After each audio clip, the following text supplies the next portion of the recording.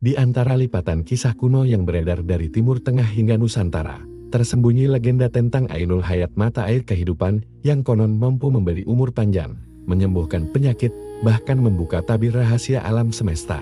Dalam beberapa hikayat sufi, Ainul Hayat sering dikaitkan dengan perjalanan agung Nabi Khidir, sosok misterius yang diyakini menemukan sumber kehidupan dan hidup melintasi zaman sebagai penjaga rahasia Tuhan. Tidak ada peta yang menunjukkan letaknya, tidak ada kompas yang bisa menuntun ke arahnya.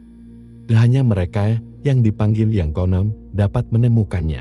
Kisah ini bermula dari 3 orang dengan tujuan berbeda. Malik, seorang arkeolog muda yang terobsesi membuktikan bahwa Ainul Hayat hanyalah mitos. Zahra, wanita yang ibunya terbaring sakit keras dan percaya bahwa hanya mukjizat yang bisa menyelamatkannya. Dan Farid, seorang pengembara tua yang sepanjang hidupnya mempelajari kitab-kitab kuno dan meyakini bahwa Ainul Hayat bukan sekadar air melainkan ujian. Mereka bertemu di sebuah kota tua di perbatasan gurun. Masing-masing membawa peta usang dengan simbol yang sama, lingkaran dengan satu titik cahaya di tengahnya. Perjalanan mereka melintasi gurun terasa seperti memasuki dunia lain. Angin panas berdesir seperti bisikan, dan malam-malam di bawah langit penuh bintang membuat mereka merasa kecil di hadapan semesta.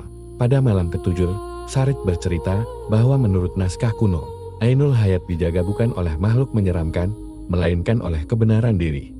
Air itu tidak bisa diminum oleh hati yang kotor, ucapnya pelan. Malik tersenyum sinis, sementara Zahra memeluk harapan dalam diam. Akhirnya, setelah mengikuti petunjuk bintang dan simbol batu kuno, mereka menemukan sebuah celah di antara tebing di dalamnya. Tersembunyi gua bercahaya lembut di tengah ruangan batu itu. Terdapat kolam kecil dengan air sebening kristal, memancarkan cahaya kehijauan yang hidup. Udara di sekitarnya terasa berbeda tenang, hangat, dan bergetar halus seperti detak jantung bumi. Malik terdiam, semua logika ilmiahnya runtuh dalam satu tatapan. Zahra melangkah lebih dulu. Air itu memantulkan wajahnya. Tetapi bukan wajah, sekarang ia melihat dirinya sebagai anak kecil bersama ibunya, tertawa tanpa beban. Farid berlutut, air memantulkan bayangan perjalanan panjangnya, kesalahan, dan penyesalan yang belum ia maafkan. Malik, saat menatapnya, melihat dirinya di masa depan sendirian, tua, dikelilingi buku-buku, tetapi kosong. Tiba-tiba suara lembut bergema di dalam gua, bukan dari luar, melainkan dari dalam hati mereka masing-masing. Ainul Hayat tidak menjanjikan keabadian tubuh. Ia menawarkan kehidupan yang sejati, kesadaran, penerimaan, dan keikhlasan. Zahra menyadari bahwa mukjizat bukan selalu berarti menyembuhkan, tetapi menguatkan hati untuk menerima takdir. Farid memahami bahwa perjalanan spiritualnya belum selesai. Malik, untuk pertama kalinya dalam hidupnya, percaya pada sesuatu yang tak bisa dijelaskan. Namun saat mereka hendak mengambil air itu, cahaya perlahan memudar. Kolam itu mengering dalam hitungan detik, menyisakan batu kosong.